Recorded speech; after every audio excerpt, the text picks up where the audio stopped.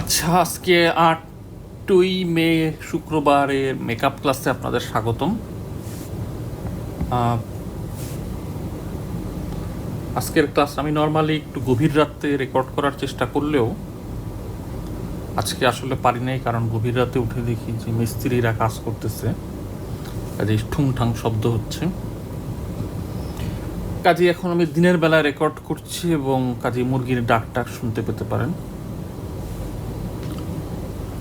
আমরা গত ক্লাসে কিছু হোমওয়ার্ক দিয়েছিলাম, ক্লাস ওয়ার্ক দিয়েছিলাম, সেগুলো আর সলভ করে দেওয়া হয় নাই। আজকে ক্লাস মেনলি সেগুলো ডিসকাস করতেই যাবে। যে যারা সলভ করতে পারেন নাই তারা একটু দেখার চেষ্টা করেন। প্রথমে ছিল আমাদের গত ক্লাসে যে ক্লাস ওয়ার্কটা দেওয়া হয়েছিল, প্রিন্ট করতে হবে এ, বিবি, সিসিসি, ডিডিডি, ই এবং 6টা এফ। কাজে এখানে আমরা আগের মতোই আমরা ধরে নিব যে একটা ভ্যারিয়েবল নিব আই, সেটার মান 1 হইলে আমরা প্রথম লাইন প্রিন্ট করব, 2 হইলে সেকেন্ড লাইন প্রিন্ট করব, 3 হইলে থার্ড লাইন প্রিন্ট করব। এভাবে আমাদের জিনিসটা ডিজাইন করতে হবে। 4 হইলে ফোর্থ লাইন প্রিন্ট করব, 5 হইলে ফিফথ লাইন প্রিন্ট করব এবং 6 হইলে সিক্স লাইন প্রিন্ট করব।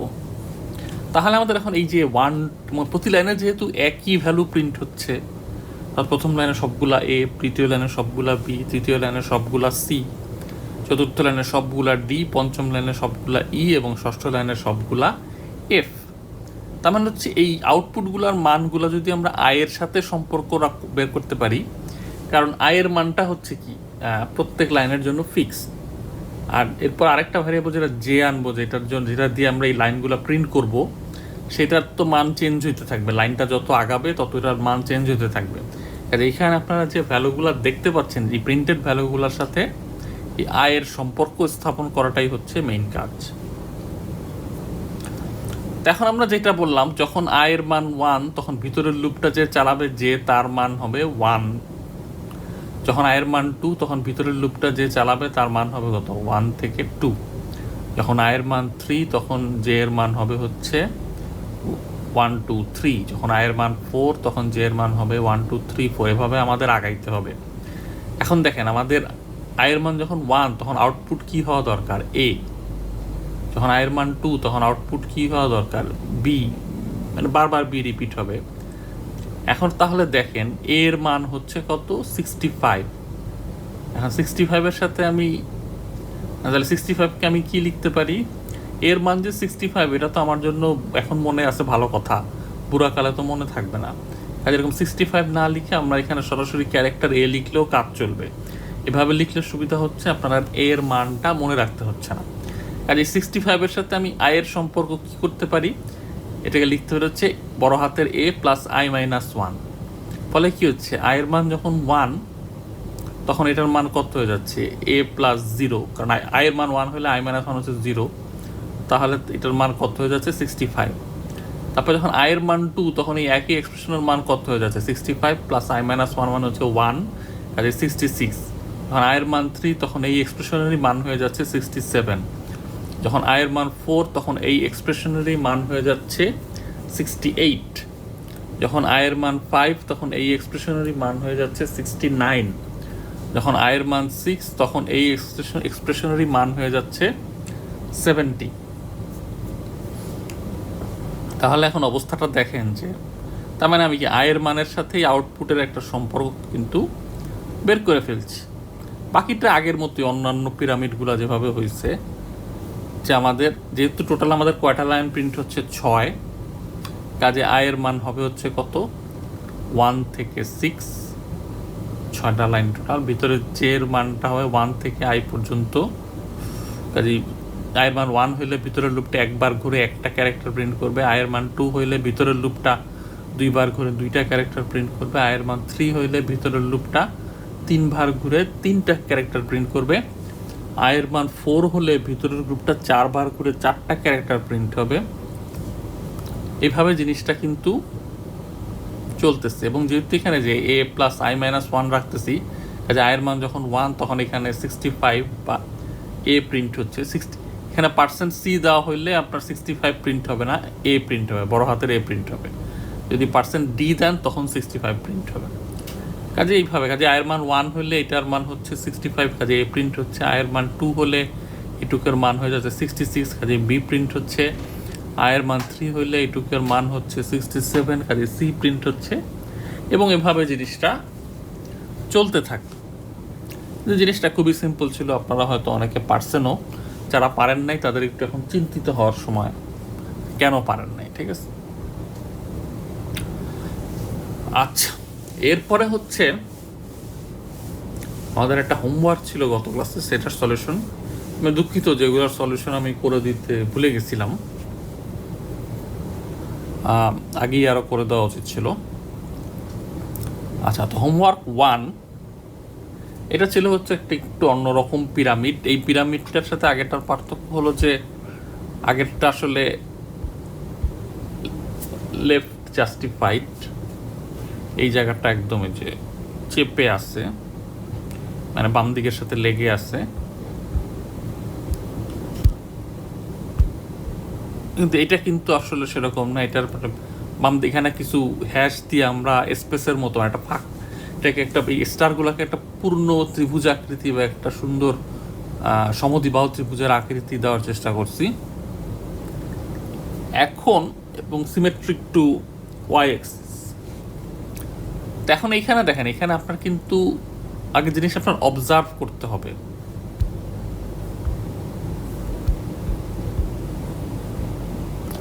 এই জিনিসটা অবজার্ভ করে আপনার ডিসিশন নিতে হবে। এখানে দেখেন যে প্রথম লাইনে কি প্রিন্ট হচ্ছে, যখন এখানেও একই রকম ধরে নিই যে প্রথম লাইন যখন প্রিন্ট হবে তখন আয়ের মান হচ্ছে 1। একটা জিনিস বলে রাখি, আমি যতই সলভ করে দিই এবং আপনারা বুঝে নেন, সবই যদি আমার সলভ করে দিতে হয় এবং আপনি নিজে নিজে করতে না পারেন, তাহলে কিন্তু কখনোই ভালো প্রোগ্রামার হইতে পারবেন না। মানে প্রোগ্রামিং জিনিসটা দেখে শেখার বিষয় ঠিক না, মানে আপনার নিজে নিজে একটা সলভ করলে আপনার যে পরিমাণ ইমপ্রুভমেন্ট হবে, সবগুলাই আমারটা দেখে দেখে শিখলে আসলে সেই পরিমাণ সলিউশন ইমপ্রুভমেন্ট হবে না, ঠিক আছে। কাজে এখন পর্যন্ত যারা নিজে নিজে সলভ করতে পারতেছেন তারা আসলে, এই জন্য আমি কিন্তু হোমওয়ার্ক দেওয়ার ক্ষেত্রে বেশি গুরুত্ব দিই, সলভ করার ক্ষেত্রে না। ঠিক আছে, 2 সপ্তাহ পরেও যদি আপনি সলভ করতে পারেন সেটাও অনেক ভালো। তো যেটা বলতেছিলাম যে হোমওয়ার্ক মানে এখানে প্রথম লাইনে খেয়াল করেন, এখানে 5টা স্পেস, আমরা যেহেতু স্পেস দেখা যায় না কাজে স্পেসের পরিবর্তে হ্যাশ ইউজ করতেছি, কিন্তু আসলে স্পেস দিলে জিনিসটা দেখতে আরও সুন্দর হবে। যে 5টা স্পেস বা হ্যাশের পরে আমাদের একটা স্টার। আয়ের মান 1 হইলে আমার কি লাগতেছে, 5টা স্পেস। এই হ্যাশ দিয়ে আমি বুঝাচ্ছি কয়টা হ্যাশ প্রিন্ট হবে সেটা, ঠিক আছে। কাজে আয়ের মান 1 হইলে আমাদের হ্যাশ হবে 5, আয়ের মান 2 হইলে আমাদের হ্যাশের মান হবে 4, যেহেতু আয়ের মান 2 হলে 4টা স্পেস লাগতেছে। আয়ের মান 3 হলে আমার হ্যাশ হবে 3, আয়ের মান 4 হইলে হ্যাশ হবে 2, আয়ের মান 5 হলে হ্যাশ হবে 1, আয়ের মান 6 হলে হ্যাশ হবে 0। তাহলে আপনি একটু রিলেশনশিপটা দেখার চেষ্টা করেন যে 1 প্লাস হ্যাশ 5 আর 1 6, 2 আর 4 6, 3 আর 3 6, 4 আর 2 6, 5 আর 1 6, আর 6 আর 0 6। তার মানে কি আয়ের মান আর হ্যাশের মান অলওয়েজ হচ্ছে 6। তাহলে হ্যাশের মান কত হবে, 6 মাইনাস আই। কাজে এই যে আমরা হ্যাশের মানের সাথে আয়ের মানের একটা সম্পর্ক বের করে ফেললাম, ঠিক আছে। সবসময় কিন্তু আমরা দেখেন যে এখানে আয়ের মানের সাথে সম্পর্ক বের করার চেষ্টা করতেছি, কারণ এই পুরা লাইনের জন্য আয়ের মান ফিক্সড, এই পুরা লাইনের জন্য আয়ের মান ফিক্সড। কাজে আমরা যেগুলো প্রিন্ট করছি সেগুলোর সাথে আয়ের একটা সম্পর্ক বের করতে পারলে আমাদের জন্য সুবিধা। অনেক সময় আছে বা জে এর সাথে বের করতে হবে, কিন্তু এই ক্ষেত্রে হলো আয়ের সাথে। তাহলে এখন কাজে হ্যাশের মান পাইলাম হচ্ছে 6 মাইনাস আই, কাজে যে স্পেস বা হ্যাশগুলো প্রিন্ট হচ্ছে তার সাথে আমরা আয়ের একটা সম্পর্ক পেয়ে গেলাম। এরপরে হচ্ছে এই স্টারগুলা যে প্রিন্ট হবে এগুলা। এখন দেখেন যখন আয়ের মান 1 তখন স্টার প্রিন্ট হবে একটা, যখন আয়ের মান 2 তখন স্টার প্রিন্ট হবে 3টা, যখন আয়ের মান 3 তখন স্টার প্রিন্ট হবে 5টা। তার মানে কি আয়ের মান 1 1 করে বাড়লেও স্টারের মান 2 2 করে বাড়তেছে। কাজে 2 2 করে বাড়াইতে হলে আমার তখন টোয়াইস আই আনতে হবে কোনোভাবে। কাজে আয়ের মান 1 হলে আমি একটা কলাম লিখলাম টয়েস আয়ের কলাম, তাহলে টয়েস আয়ের মান কত হচ্ছে, আয়ের 1 হলে 2, আয়ের মান 2 হলে 4, কাজে আয়ের মান 1 2 3 4 5 6 হলে টয়েস আয়ের মান হচ্ছে হলো 2 4 6 8 10 12। কিন্তু আমার তো এটা লাগবে না, আমার লাগবে হচ্ছে আয়ের মান 1 হলে এটা হইতে হবে 1, আয়ের মান 2 হলে এই স্টারের সংখ্যা হইতে হবে কটা, 3টা। কাজে এখানে 2 4 6 আছে, আমার দরকার 1 3 5, কাজে আমি কি করব, টয়েস আই মাইনাস 1 যদি লিখি তার মান কত হচ্ছে 1 3 5 7 এরকম। কাজে আমার দেখেন স্টারের সংখ্যা কিন্তু তাই 1 3 5 7 এরকম। তার মানে আয়ের সাথে আয়ের মান যদি মানে স্টারের সংখ্যা তাহলে কত হবে, টয়েস আই মাইনাস 1। তাহলে আমরা হ্যাশের সংখ্যার সাথে আয়ের একটা সম্পর্ক বের করে ফেললাম, সেটা হলো 6 মাইনাস আই, আর ওই স্টারের সংখ্যার সাথেও একটা সম্পর্ক বের করে ফেললাম আয়ের, সেটা হলো টয়েস আই মাইনাস 1। তাহলে এখন এই দুইটা দিয়ে কিন্তু আমরা আসলে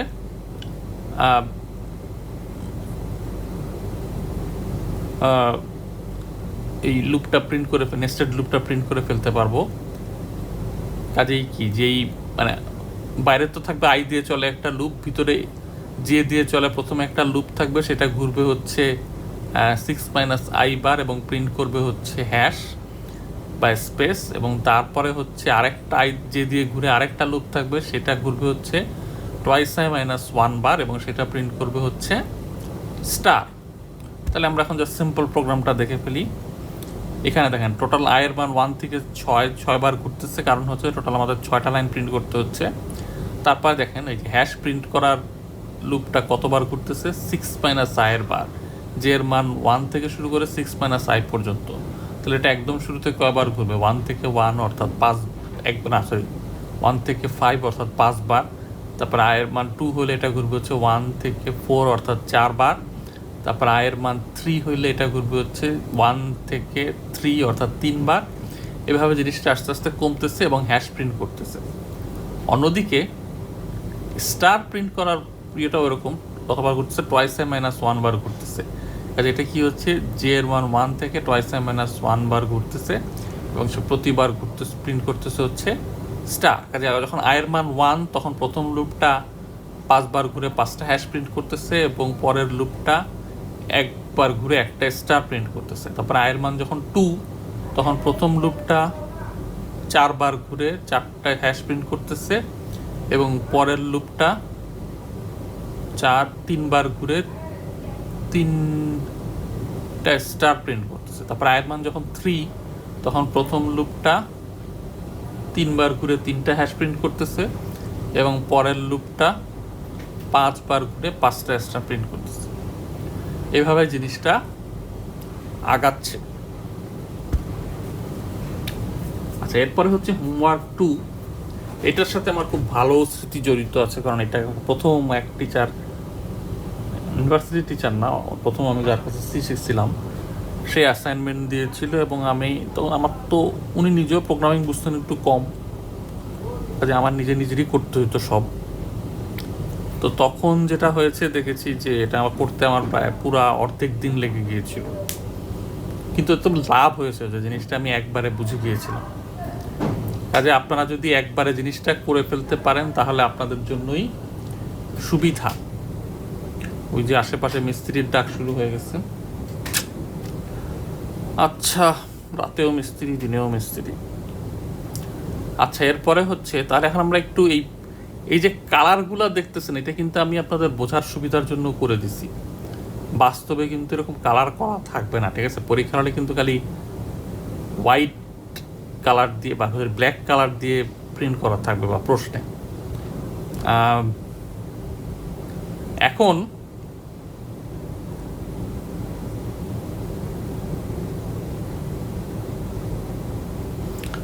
এখানে একটু দেখি যে আমাদের অবজার্ভ করতে হবে, ঠিক আছে? এখন এই হ্যাশ প্রিন্ট করাটা তো আগের মতোই হবে।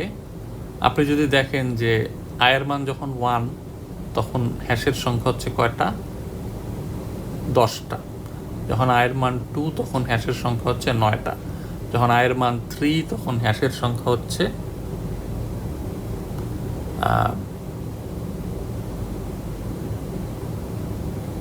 8টা, ঠিক আছে? তার মানে হচ্ছে কি, দেখেন I plus hash is always 11।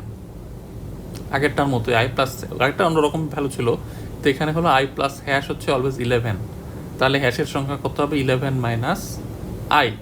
তাহলে আমরা আয়ের ভ্যালুর সাথে আমরা হ্যাশের সংখ্যার একটা সম্পর্ক পেয়ে গেলাম। কাজে এখানে লক্ষ্য করেন, এখানে কিন্তু আমাদের এখানেও ধরে নিচ্ছে প্রথম লাইনটা যখন প্রিন্ট হবে তখন আয়ের মান সবসময় হবে 1, সেকেন্ড লাইনটা যখন প্রিন্ট হবে তখন আয়ের মান সবসময় হবে 2, এরকম করে জিনিসটা চলতে থাকবে, আগাইতে থাকবে। তাহলে এখানে খেয়াল করেন যে তাহলে এখানে কিন্তু আবার তিনটা অংশ আছে, যে বাইরের লুপটা তো একটা থাকবে, আর ভিতরে একটা লুপ থাকবে হ্যাশ প্রিন্ট করার জন্য, একটা লুপ থাকবে ইনক্রিজিং অংশটা প্রিন্ট করার জন্য, এবং আরেকটা লুপ থাকবে হচ্ছে ডিক্রিজিং অংশটা প্রিন্ট করার জন্য বা কমলা অংশটা প্রিন্ট করার জন্য। এখন হ্যাশের কাজ কিন্তু আমার হয়ে গেছে। এখন যে ইনক্রিজিং অংশ যেটার কালার আমি দিচ্ছি হচ্ছে সায়ান,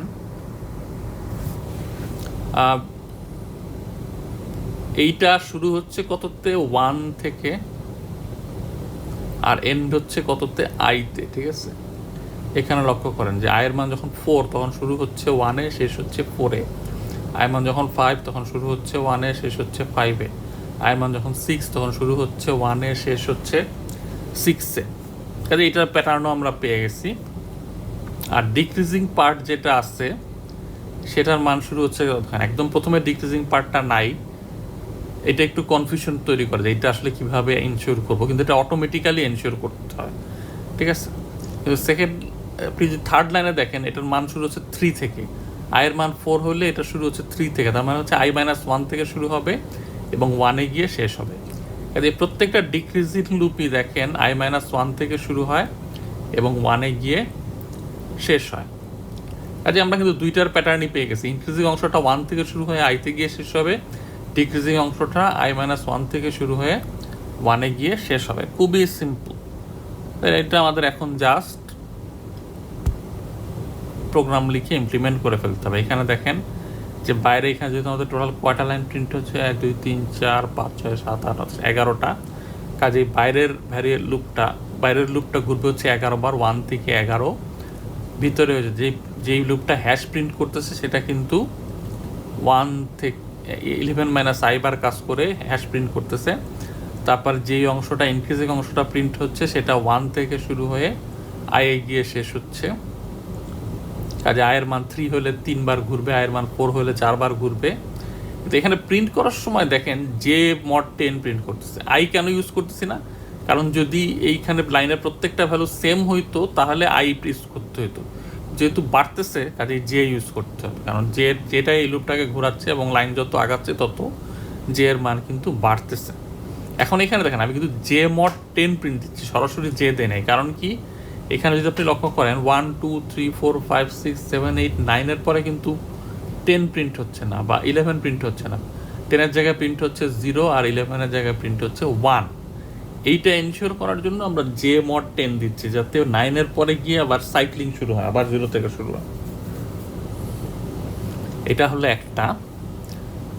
আর একইভাবে জের ক্ষেত্রেও তাই আমরা কিন্তু জে মড 10 প্রিন্ট দিচ্ছি, যাতে করে আমাদের 0 প্রিন্ট হয়, 10 প্রিন্ট না হয়। এবং এটা আগের কয়েকবার বলতে ভুলে গেছি যে 3টা লুপের পর আমরা নিউ লাইন দিই, যাতে এই যে এখানে প্রথম অংশটা কিন্তু এখানে শুরু হয়ে এখানে শেষ হয়। নিউ লাইন দেওয়ার কারণে প্রথমটা এখানে শেষ হচ্ছে, এখানেও প্রথম সিকোয়েন্সটা প্রিন্ট করতেছে হ্যাশ, তারপর একটা ইনক্রিজিং অংশ, তারপরে ডিক্রিজিং অংশ, তারপর নিউ লাইন দিচ্ছি যাতে পরের জিনিসটা পরের বারে আসে। এই জিনিসটা কিন্তু আপনাকে এনশিওর করতে হবে যাতে নিউ লাইন একটা থাকে, না হলে সব একই লাইনে প্রিন্ট করলে তো আর আপনি বুঝতে পারবেন না যে আসলে কি হচ্ছে।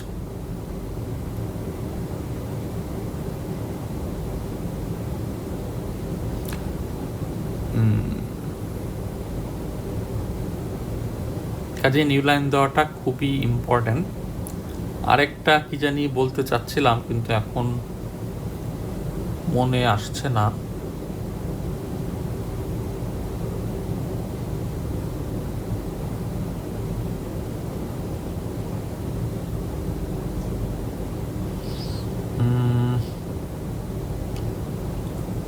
ও আচ্ছা, প্রথম লাইনে কেন ডিক্রিজিং অংশটা প্রিন্ট হইল না, এখানে দেখেন আয়ের একদম শুরুতে আয়ের মান হচ্ছে 1, তাহলে ডিক্রিজিং অংশের লুপটা দেখেন জে এর মান শুরু হবে 0 থেকে, i-1 হতে কত 0 এবং ঘুরবে হচ্ছে J greater than equal to 1 পর্যন্ত। এখন জে এর মান শুরুতে 0, তাহলে তো 0 গ্রেটার দ্যান ইকুয়াল টু 1 এটা শুরুতেই ফলস, ঠিক আছে। কাজে আয়ের মান যখন 1 হবে তখন জে এর মান 0 থেকে শুরু হবে, কিন্তু এখানে কন্ডিশনটা যে 0 less than greater than equal to 1 এটা তো শুরুতেই ফলস, কাজে লুপে ঢুকবেই না এবং ডিক্রিজিং অংশটা প্রিন্ট হবে না। এটা একদম শুরুতে বুঝতে কষ্ট হয়, তখন মনে হয় যে স্পেশাল কিছু ব্যবস্থা নিতে হবে, তা কিন্তু আসলে না। কাজে এটা দেখেন আসলে খুবই সহজ একটা প্রোগ্রাম, কিন্তু একদম শুরুতে আমার কাছে কিন্তু এটা অনেক কঠিন মনে হতো।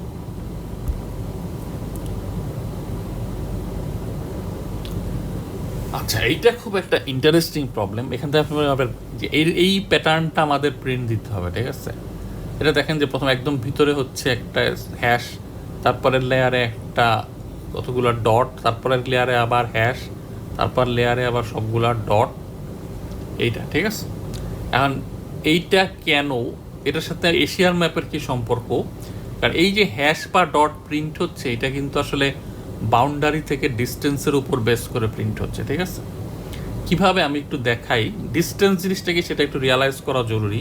যেমন বাংলাদেশ থেকে রাশিয়ার ডিস্টেন্সের কথা যদি চিন্তা করেন, এইটাও কিন্তু বাংলাদেশ থেকে রাশিয়ার ডিস্টেন্স, এইটাও একটা ডিস্টেন্স। নীল অর্থাৎ রেড এবং ব্লু দুইটা আরও দিয়ে কিন্তু আমরা ডিস্টেন্স বোঝাচ্ছি।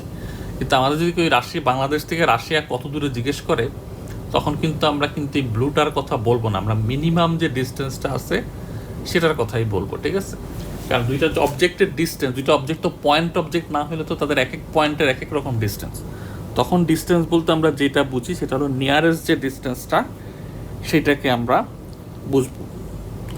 কাজে এটা একটু খেয়াল রাখতে হবে যে আমাদের ডিস্টেন্স মানে আসলে নিয়ারেস্ট ডিস্টেন্স। এখন যেটা বললাম, এখানে এই যে ডট প্রিন্ট হবে না হ্যাশ প্রিন্ট হবে, এইটা কিন্তু আসলে আমাদের বাউন্ডারি থেকে কত দূরে সেটা বোঝাচ্ছে। এখন এখানে দেখেন, যেহেতু টেক্সট মোডে প্রিন্ট করলে ভার্টিক্যাল লাইনগুলোর মধ্যে যে হরাইজন্টাল লাইনগুলোর মধ্যে যে ডিস্টেন্স সেটা কিন্তু অনেক বেশি হয়, দুইটা কলামের মধ্যে ডিস্টেন্স অনেক কম হয়, এই জন্য কিন্তু এই জিনিসটা একটা স্কোয়ার শেপ দেখাচ্ছে না। কিন্তু আসলে জিনিসটাকে আমরা লজিকটা হবে একটা স্কোয়ার হিসেবেই চিন্তা করা, ঠিক আছে। এখন আপনি চিন্তা করেন যে এখানে হ্যাশ প্রিন্ট হবে না ডট প্রিন্ট হবে, এটা ডিপেন্ড করে হলো আসলে বাউন্ডারি থেকে কোনো একটা পয়েন্টের বা কোনো একটা গ্রিড পয়েন্টের যে ডিস্টেন্স বা কোনো একটা রো কলামের যে ডিস্টেন্স তার উপর। যেরকম দেখেন এখানে এই বাউন্ডারিতে সবগুলা জিনিসই হচ্ছে হ্যাশ, তার মানে কি, যদি বাউন্ডারি থেকে ডিস্টেন্স 0 হয় তাহলে আমাদের কি প্রিন্ট হবে, হ্যাশ। তারপরে এই ডটগুলার ডিস্টেন্স সবগুলাই কিন্তু দেখেন বাউন্ডারি থেকে 1, কারণ এর বাউন্ডারি আর এর মধ্যে একটা ক্যারেক্টার আছে, ঠিক আছে। কাজেই যদি ডিস্টেন্স 1 হয় তাহলে কি প্রিন্ট হবে, ডট। পরের জিনিসটা আমি আবার এক্সপ্লেন করব। এই পরের এই যে হ্যাশগুলো, এগুলার ডিস্টেন্স হচ্ছে বাউন্ডারি থেকে সবগুলা 2, কাজেই ডিস্টেন্স যদি 2 হয় তাহলে আবার হ্যাশ, 3 হইলে আবার ডট, 4 হলে আবার হ্যাশ, 5 হইলে আবার ডট, 6 হইলে আবার হ্যাশ। এখন তাহলে অবস্থাটা কিরকম দাঁড়াইলো, যে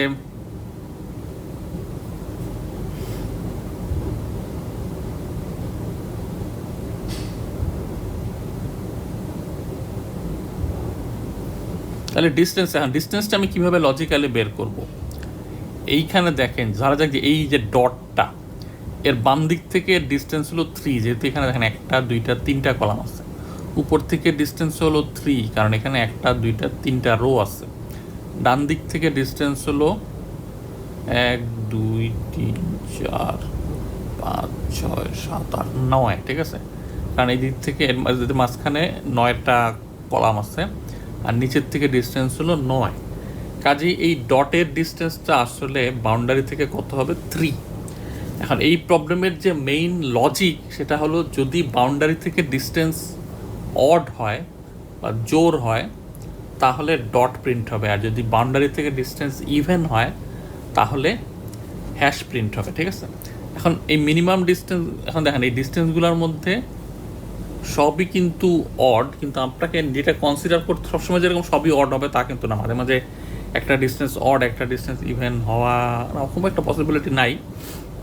তারপরে আমরা মিনিমাম ডিস্টেন্সটা নিয়েই কাজ করি, ঠিক আছে। যাই হোক, সেটা না, এক্ষেত্রে না করলেও হচ্ছে, এটা মনে হয় বোঝা যাচ্ছে। যাই হোক, তাহলে সেটা না করলেও হবে। যাই হোক, তারপরে আমরা মিনিমাম ডিস্টেন্সটাই নেই আমাদের কাজের সুবিধার্থে। কিন্তু যদিও বোঝা যাচ্ছে যে মিনিমাম ডিস্টেন্স না, যে কোনো এক দিকে ডিস্টেন্স নিলেই হয়ে যাচ্ছে, কারণ সবগুলো অড হলে সবগুলাই অড হয় আর কি, এখন পর্যন্ত তাই বুঝতেছি আর কি। তাহলে আমাদের মিনিমাম ডিস্টেন্স যেহেতু 3, বা বাউন্ডারি থেকে ডিস্টেন্স যেহেতু 3, কাজে এটার জন্য এই জন্য এই পজিশনে আমাদের কি প্রিন্ট হচ্ছে, ডট।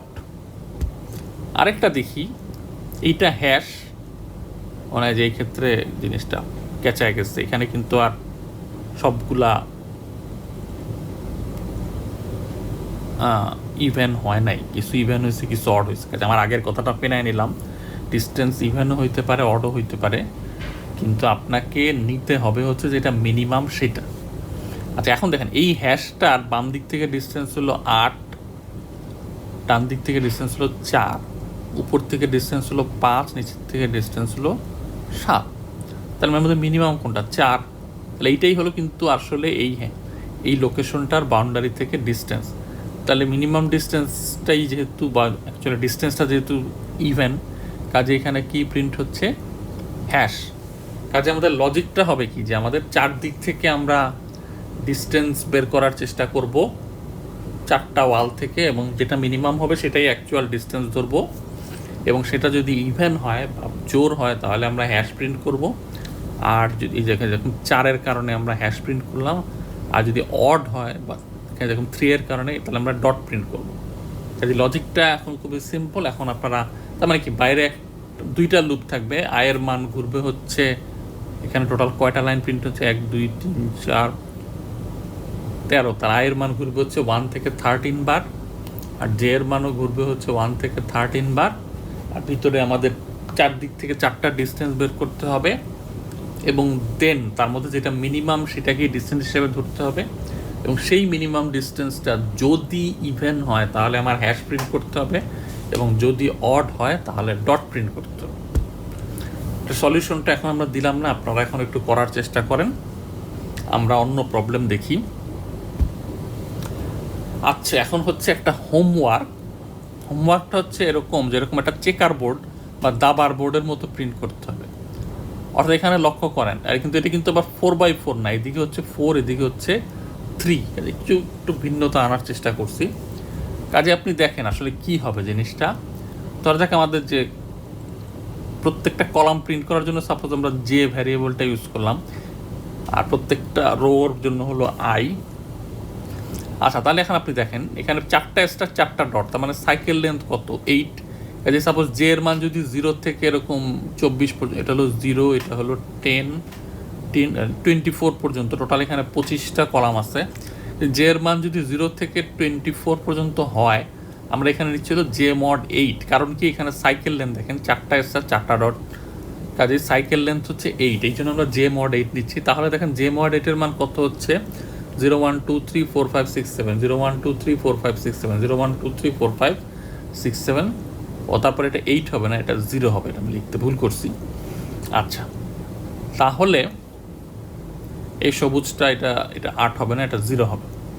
তাহলে আপনি দেখেন যে আপনার প্রথম 3 লাইনের জন্য লজিক হচ্ছে কি, যদি জে মড 8-এর মান 0 থেকে 3 হয় তাহলে স্টার প্রিন্ট হবে, যদি 4 থেকে 7 হয় তাহলে ডট প্রিন্ট হবে, যদি 0 থেকে 3 হয় তাহলে স্টার প্রিন্ট হবে, যদি 4 থেকে 7 হয় তাহলে ডট প্রিন্ট হবে।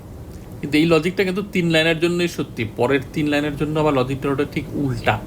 পরের 3 লাইনের জন্য আবার লজিকটা হচ্ছে আবার আগেরটা, আবার উল্টা, আবার আগেরটা, এরকম, ঠিক আছে। কাজেই এদিক বরাবর সাইকেল লেন্থটা, মানে কলাম বরাবর সাইকেল লেন্থটা হচ্ছে 8, আর রো বরাবর সাইকেল লেন্থটা হচ্ছে 6। কাজে এখানে আমরা যদি দেখি, আই এর মানটা লিখলাম না, আই মড 6 আনতে হবে, তাহলে আই মড 6-এর মান কত হচ্ছে, 0 1 2 3 4 5, 0 1 2 3 4 5, 0 1 2, এইভাবে। তার মানে হচ্ছে কি, আই মড 6-এর মান 0 1 2 হলে একরকম লজিক, আই মড 6-এর মান 3 4 5 হলে আরেক রকম লজিক, আবার 0 1 2 হলে একরকম লজিক, 3 4 5 হলে আরেক রকম লজিক। কাজে আপনার বাইরের লুপটা ঘুরবে হচ্ছে আই দিয়ে, এবং তার উপর বেস করে আপনি কাজে তখন থেকে আই মড 6 পাবেন, তার উপর ডিসাইড করবেন যে আপনার লাইনটা কি স্টার দিয়ে শুরু হবে না ডট দিয়ে শুরু হবে। আই মড 6 এর মান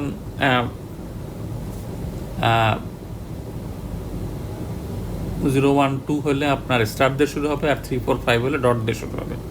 কাজেই কোন লজিকে হবে সেটা আই মড 6 থেকে ডিসাইড করবেন। আর লজিকটা কি? প্রথম লজিকটা হচ্ছে যে যদি জে মড 8 এর মান 0 থেকে 3 হয় তাহলে স্টার প্রিন্ট হবে, আর 4 থেকে 7 হইলে ডট প্রিন্ট হবে।